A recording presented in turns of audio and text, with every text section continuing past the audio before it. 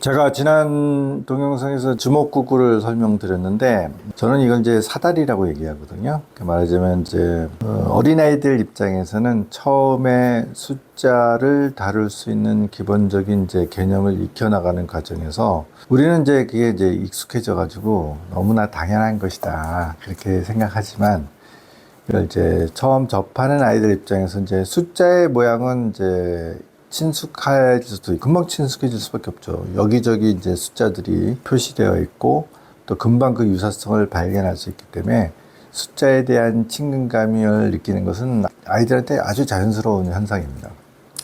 그래서 이게 무슨 뜻일까? 그러다 보면 이제, 이게 짝대기 하나가 1이고, 그 다음에 이렇게, 2는 이렇게 생겼고, 이제 그런 것들을 익혀나가게 되겠죠. 그러다가 이제 더하는 것을 배우고, 또 거꾸로 빼는 것을 배우고, 그 다음에 이제 우리가 중요하게 이제 한 단계 올라서는 게 곱셈인데, 지난번 말씀드린 것처럼 5 이하의 숫자를 곱하는 것, 혹은 이제 뭐 9까지 이렇게 곱해 나가더라도 소위 2단, 3단, 4단, 5단까지는 어렵지 않다는 거죠. 그런데 이제 6 이상의 수끼리 더했을 적에는 이제 그야말로 외워야 된다 이렇게 접근하게 되는 거죠. 사실 그 몇 개 안 됩니다. 6 곱하기 6부터 시작해서 9 곱하기 9 사이에, 그리고 제가 말씀드린 것처럼 6단, 7단, 8단이 좀 어렵지, 사실 9단은 또 굉장히 특징적인 요소들이 있어서 아이들이 재밌게 느낀단 말이에요. 자, 그 10의 자리는 하나씩 올라가지만 1의 자리는 하나씩 내려가고, 10의 자리와 1의 자리를 더하면 다시 9가 되는 그런 특징을 가지고 있기 때문에 9단은 아이들이 재밌다고 느끼고 사실 금방 익힐 수 있어요. 핵심은 이제 6단, 7단, 8단 세 개의 단이 조금 어렵게 느껴지고, 그 중에서도 뒷부분 6 곱하기 6부터 시작해서 되게 한 9개 정도가 말하자면 이제 부담스러운 내용이 되는 것입니다. 그래서 제가 이제 지난번에 해드린 주먹구구를 통해서 그것이 이제 극복이 되게 되면 구구단을 아주 쉽게 익힐 수 있게 된다, 그런 말씀을 드린 거예요. 자, 그런 것이 이제 주먹구구인데, 그것이 이제 사실은 그 주먹구구를 이제 개발한 저 오랜 세월 이전에 어떤 지혜로운 부모가 있었겠죠. 어린아이를 가리키는 가장 이제 첫 번째 선생님이 되는 게 부모인데, 주먹구구를 통해서 그런 걸 극복하는 것들을 아주 지혜를 발견하는 사람이 있었기 때문에 주먹구구라는 단어가 우리에게도 여전히 남아있지만, 그 주먹구구가 가지고 있는 요령은 어느 틈엔가 잊어버려가지고 사람들이 주먹구구라는 것은 아주 쉬운 것도 못해가지고 엉터리 망터리로 한다, 뭐 그런 잘못된 뜻으로 와전이 되고, 뭐 잘못됐다고 얘기하기는 어렵죠. 사실은 우리가 용어라는 것이 끊임없이 변화를 일으키기 때문에 사람들이 그런 뜻으로 다 알아들이면 그게 다 새로운 이제 단어의 의미가 되는 것이지, 이건 잘못됐어요 이렇게 얘기하기는 좀 어렵죠. 그렇긴 하지만 사실 이렇게 자료를 뒤져 보다 보니 주먹구구가 갖고 있는 대단히 지혜로운 요소가 있더라. 그것을 아이들을 데리고 재미있는 놀이처럼 접근해서 익혀주게 되면 작은 그 말하자면 도전 벽을 뛰어넘어 가지고 한 단계 더 도약할 수 있는, 숫자를 다룰 수 있는 능력을 한 단계 업그레이드 시키자는 굉장히 중요한 디딤돌이 된다는 거죠.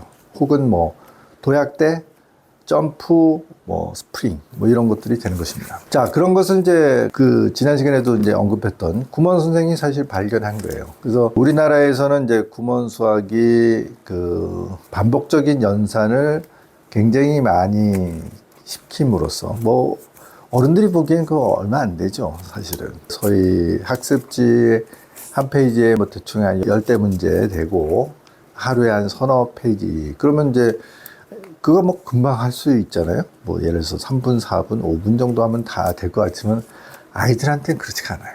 그 하루에 50문제씩 풀어내기 위해서는 아이들이 20분, 30분을 집중해서 해야 됩니다. 물론 이제 익숙해지면 이제 순식간에 하겠죠. 그러면 하루 이틀 3일 하다 보면 익숙해져가지고 애들이 점점 시간이 짧아져가지고 굉장히 부담이 적은 분량이 될 것이다 이렇게 생각하지만, 그게 익숙해지면 또 사실 할 필요가 없거든요. 그렇지 않습니까? 이미 익숙해져가지고 내가 요런 정도의 난이도, 요런 정도의 숫자 크기는 쉽게 다룰 수 있어. 근데 그걸 왜 수십 문항씩 매일매일 5분이든 10분이든. 근데 사실은 애들이 하기 싫으니까 점점 그 해결해야 되는 시간이 길어지거든요.